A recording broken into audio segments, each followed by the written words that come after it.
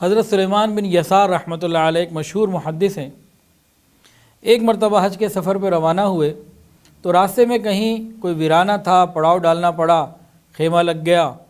تو کچھ ساتھی تھے، انہوں نے کہا جی ہم ذرا کام سے باہر جاتے ہیں، کچھ کھانے پینے کی چیزیں یا کیا لینے گئے۔ انہوں نے کہا ٹھیک ہے بھائی آپ لوگ جاؤ، میں اس خیمے میں اکیلا ہوں، انتظار کروں گا۔ وہ لوگ چلے گئے۔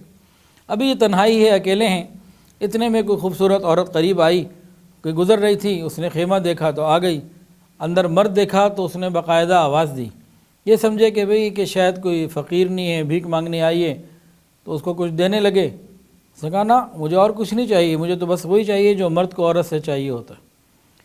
بس اس کا یہ کہنا تھا، یہ روئے روئے اتنا روئے کہ وہ عورت شرمندہ ہو کر وہاں سے چلی گئی۔ اب بات تو مکمل ہو گئی، لیکن رات کو جب یہ سوئے ہیں تو خواب میں حضرت یوسف علیہ السلام کی زیارت ہوئی۔ یہ جب حضرت یوسف علیہ السلام سے ملے تو بڑے خوش ہوئے اور کہا کہ زلیخا نے آپ کو گناہ کی دعوت دی اور آپ بچ گئے، آپ نے تو بڑی استقامت اور بڑا اس کے مطلب یہ تو بڑی بات تھی، آپ کی کتنی بڑی سعادت تھی۔ حضرت یوسف علیہ السلام نے ان سے فرمایا کہ سلیمان میں تو نبی ہوں، اور نبی ہو کر جس گناہ سے میں بچا، تم تو ولی ہو کر اس گناہ سے بچے ہو، تمہارا بھی بڑا مقام ہے۔ تو اس گناہ سے بچنے سے اللہ کے ہاں مقام مل جاتا ہے۔ حضرت جنید بغدادی رحمۃ اللہ علیہ کے زمانے کا ایک واقعہ ہے۔ ان کے شہر میں ایک امیر آدمی تھا، اس کی جو بیوی تھی نا رشک قمر تھی، بہت خوبصورت اور حسین۔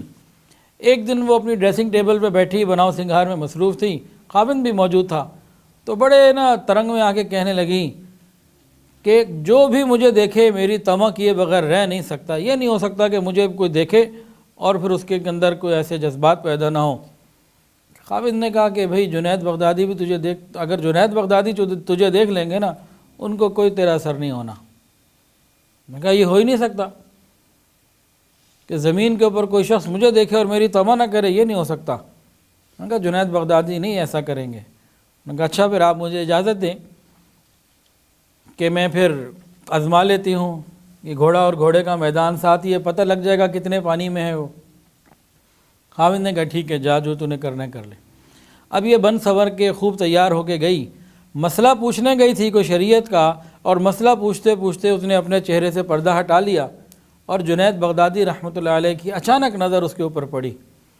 جیسے ہی دیکھا کہ چہرے کے اوپر نقاب نہیں، تو حضرت جنید بغدادی رحمۃ کی آواز نہیں کہ اللہ، وہ اس کے دل کے اندر ایسی پیوست ہو گئی کہ وہاں سے اٹھی واپس گئی، اور اس کے بعد دل میں اللہ کی محبت ایسی رچ اور بس گئی۔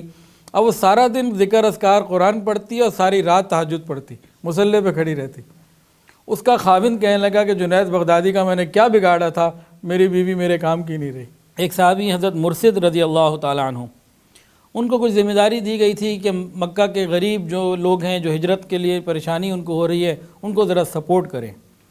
تو یہ کسی کام کے لیے مکہ آئے ہوئے تھے، تو وہاں ایک عورت جس کا نام تھا عناق، وہ ان کو ملی۔ ان کے اسلام لانے سے پہلے اس عورت سے ان کے تعلقات تھے، ریلیشن تھے۔ اس نے جب دیکھا، بات چیت کی، اب یہ نگاہیں جھکائے ہوئے ہیں، کہ دیکھتے کیوں نہیں؟ اور پھر کہا دیکھو بڑے زمانے بعد ملاقات ہو رہی ہے، آج رات تم نے میرے گھر میں ٹھہرنا، ایک رات آ جاؤ میرے پاس۔ انہوں نے کہا نہیں، اب اسلام میں لا چکا، وقت بدل گیا ہے، اب یہ چیزیں ہمارے ہاں جائز نہیں، میں نہیں آ سکتا۔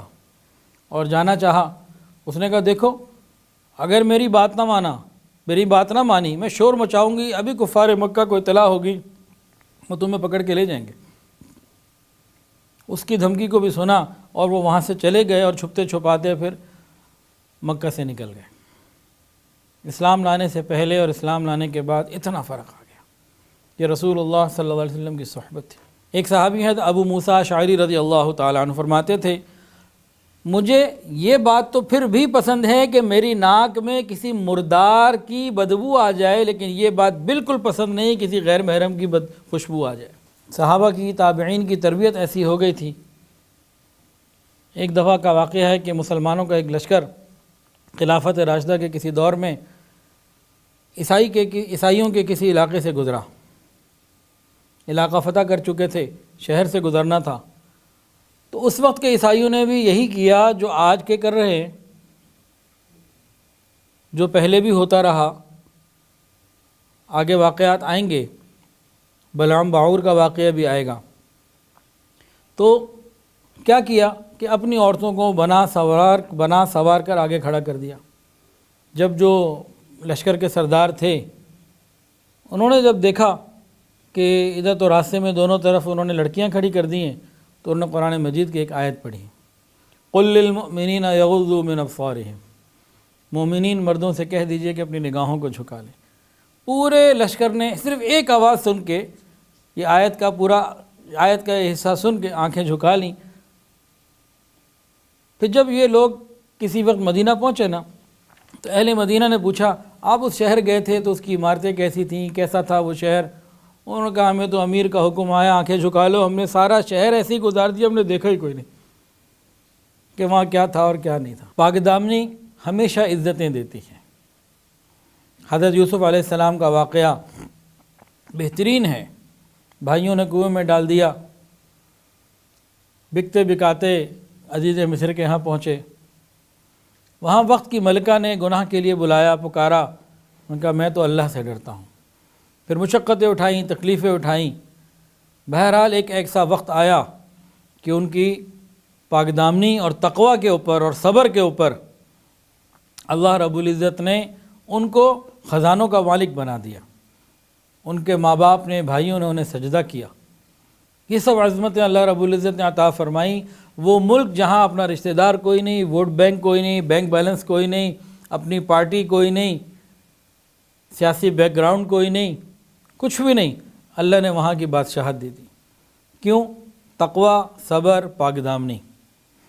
تو ہر دور اور ہر زمانے میں جو حضرت یوسف علیہ السلام کی طرح تقوی اور پاک دامنی کی زندگی گزارے گا، اللہ اسے عزتوں کے تاج عطا فرمائیں گے۔ ایک مرتبہ دہلی شہر میں بہت سخت قسم کا قحط پڑ گیا، لوگ پریشان، جانور پریشان۔ پھر اہل شہر نے علماء سے مشورہ کیا اور سب نے کہا کہ ابھی شہر سے باہر نکل کر نماز استسقاء ادا کی جائے، اور تکلیف اتنی زیادہ ہے، صرف مرد نہ نکلیں، مرد بھی نکلیں، عورتیں بھی نکلیں، بچوں کو بھی لے لیں، اپنے گھروں سے جانوروں کو بھی لے لیں، سب جا کے اللہ کے حضور کھڑے ہوں تو اللہ کی رحمت جلدی متوجہ ہونے کی امید ہے۔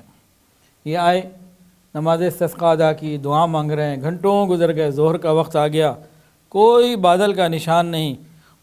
جتنا وقت گزرتا جائے، بچوں کا رو رو کے برا حال، اور بچوں کے شور سے پھر مائیں پریشان، اور پورا ایک عجیب سا سما تھا، سب پریشانی کے عالم میں، اور آسمان کے اوپر بادل نام کی کوئی چیز نہیں، کوئی ٹھنڈی ہوا نہیں، اور سورج اپنی آگ برسا رہا ہے۔ یہ مجمع اسی طرح تھا۔ اتنے میں وہاں ایک نوجوان گزرا، اس نے اونٹ کی مہار پکڑی ہوئی تھی، اور اونٹ کے اوپر جو ہے کوئی باپردہ عورت بیٹھی ہوئی تھی۔ اس نے دیکھا اتنے لوگ آج یہاں کیوں کھڑے ہیں؟